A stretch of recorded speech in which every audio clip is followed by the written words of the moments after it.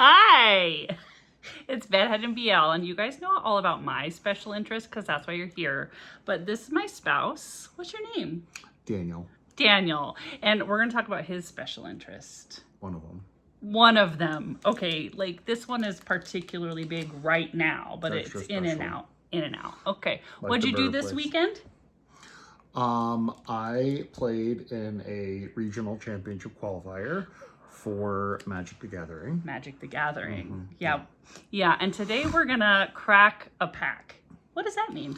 Collector card games are special. They're different from living card games or board games. Yeah. A living card game or a board game, all of the pieces and all the cards that you need are in one self-contained box. Yeah. And a collector card game, of which Magic the Gathering was the first one. Also Pokemon. Created by Richard Garfield in 1993. All right, wrap it up. The idea is that you can open packs or crack them. Crack packs. And there are cards of different levels of rarity. Why is it fun to crack a pack? A lot of reasons. Oh, the dopamine rush. If you don't know, it's a blind box. It's nerd gambling. It's like, really nerd gambling. It's nerd gambling, like a blind box when you buy a Wei Wuxian blind box and you don't know which one you're going to get. Yeah. The interesting thing is that like some cards are worth more to different people than others, but if it sort of has that sweet spot of both being very rare, because there's different cards that are different rarity, and in high demand, supply and demand. Yeah. Thanks. Then you have a very valuable card. Okay, so this is from the Spider-Man theme set that is a recent, right? It's a recent drop. It's the most recent Magic set to be released. And what is special about this particular pack? So a few years ago, they started, in order to make Magic the Gathering more of a collector-based game. Capitalism. They started, because with games like Pokemon, they already are very collector-heavy. But there are many more Magic players, percentage-wise, than Pokemon players. So what's special about this pack? But this type of pack is a special type of pack that is called a Collector Booster. Ooh. It has a way higher chance of getting foil cards, which are sort of shiny and holographic. Those are worth more. And it has more Daniel rare cards on average. There's also cards that only come from collector boosters, like versions like alternate art of other cards from other sets. Yeah. All kinds of stuff. So Daniel played in a tournament, and when you play in a Magic tournament, it's a big deal if you make the top 8, right? The most competitive 8 of the tournament. He did make the top 8 and then lost out to a pro Magic player. So that was a bummer, but he's very competitive. Can you tell us a little bit about what type of Magic you play? Because there are different ways to play Magic. There are, yeah. The two major and most popular, really the three main ways to play Magic are limited, where you just open up packs and make the best deck that you can, either by drafting or playing 6 sealed packs. And those are generally very... So you blindly make a deck. Yeah, you just make a deck on the fly. What's the other kind next? Those are 40 card decks. Okay. And then the other two formats are pre-constructed. So you like sort of out of your whole collection of cards, you make the best deck that you can, and you show up to play with them. One type of constructed Magic is 60 card decks, of which there are many different formats that are based on like which years of cards are legal. Like sometimes you could play anything from and then what's the last 2005 forward, 2010 forward, whatever. The last version is called Commander, which is actually a fan-made format that has since become more officially recognized and sanctioned by the creators. That's the one that Yoshi and BL don't underplay. Yes, that's what most players these days play Magic. The thing that's really cool about a Commander deck is that you're only allowed to play 1 copy of each card. So whereas in 60 card formats, you can play up to 4 copies of each card, it's not always super easy to get your hands on 4 copies of a card. So the decks are really unique and dynamic. Exactly, yeah. Okay, and you play Modern, which is a 60 card deck for pre-built format? Well, I play all the 60 card formats, but I play, Modern, Standard. Now we crack the pack. Okay. We've got... Don't fan them out. Why not? You have to reveal them one at a time. No, I was just showing that there's a lot here, see? There are 13 cards. Okay, so I'm going to read them out to you. Ready? Okay. This one is particularly good for you. Bagel and Schmear. Bagel and cream This is an artifact. So this is also a foil. See how it is shiny. What is an artifact? Oh, Venom's Hunger. Ooh. Do you have any questions about No, bagel and cream cheese? No, it's an artifact. Tell us what an artifact is, briefly. Well, there are 8 different types of cards. One of them is an artifact. Yeah. These cards, the first few that you get in a pack are always going to be commons, and you can tell because the set symbol on them is like black and white. That's like that little symbol right there. So, but what's an artifact? Well, I mean, an artifact is just a it's hard to explain what an artifact is without knowing like what magic is, but it's basically like it's an object of power, basically. You have creatures, you have spells. Yes. You have like instants and sorceries. This is an instant, so it would be a spell. Right. So you that you can play at any time. It's called what? Grow extra arms. Right. So, I find this art particularly disgusting. Yeah. So, like, you know, you could kind of imagine, like, if you have a creature that's fighting against somebody else's creature and you cast Grow Extra Arms on your creature, what do you think that it would do to your creature? Like, very generally. Obviously it would grow extra arms. Well, it makes it more powerful in some way. Right. And so, yeah. Trixie, Selfless Police Captain. You know this is pretend. A cab, of course.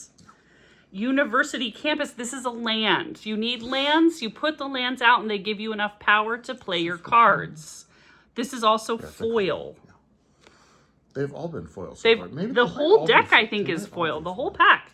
Okay, we've got our first not common because it is darker. Yep, that's an this uncommon. This is an uncommon. It's a silver set symbol. SP/Doctor piloted by Penny.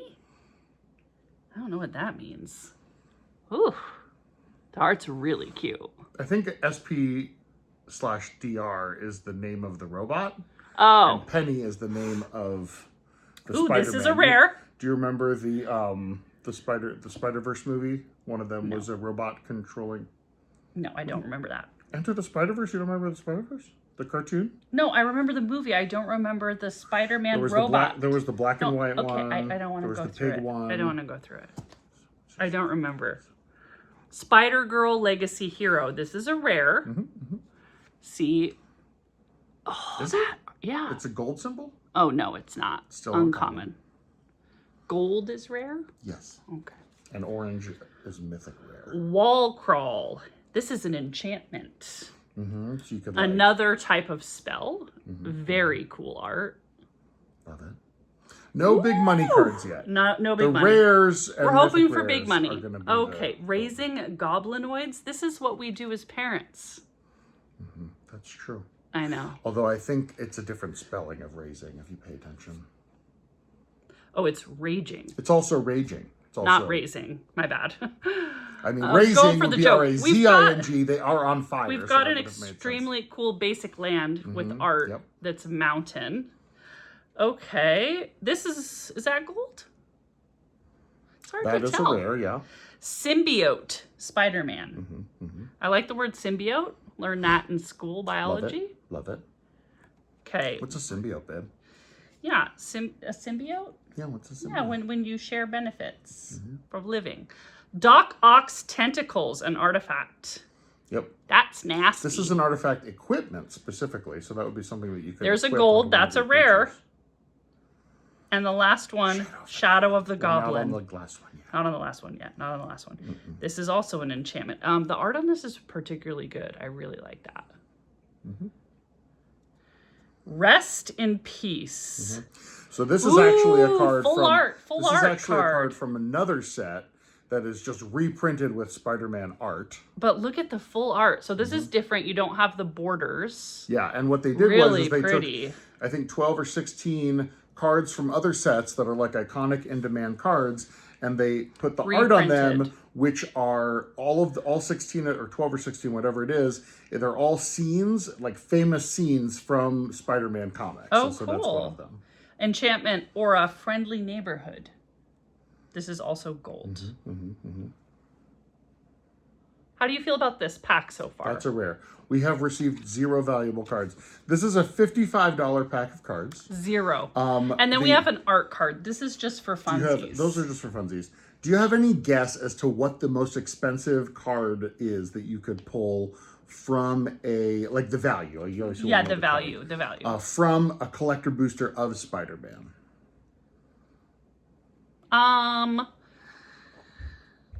$90. Good guess. Thank you. There are a few cards that are around $80 to $90. There are like 10 or so cards that are worth more than that. didn't get any of them. And the most expensive card in the set is the Soul Gem, which is one of the Infinity Gems. It's the first time that we're getting an Infinity Gem in Magic. There's another Marvel set coming out next year. What is it? What is it? Of them. And the base Infinity Gem, a Soul Gem that you can get from any pack, is worth about $70. The foil version, which it would be foil if it was in this pack, that would be worth about $90. But there are two alternate art versions of it. One of them is the full comic book art of Thanos holding up a gauntlet, and it has just the Soul Gem in it. That one's worth about $700. And then the most expensive card in the set is a very awesome looking just full art card. It actually has no rules text on it, so you have no way of even knowing what it does unless you like look it up. It's just looking pretty and you have to memorize it. Yeah, and that one is worth $19,000. No. Yeah. I don't think I've ever heard of a Magic card being that expensive in a new set that isn't like an old historic card. The most expensive card they made in the Lord of the Rings set. You remember that one from a couple years ago? So there was a really powerful card in that set called the One Ring. And just the base non-foil version of that is like $100. So like they're really in demand. Even though they've been banned in a lot of formats, they're still very in demand.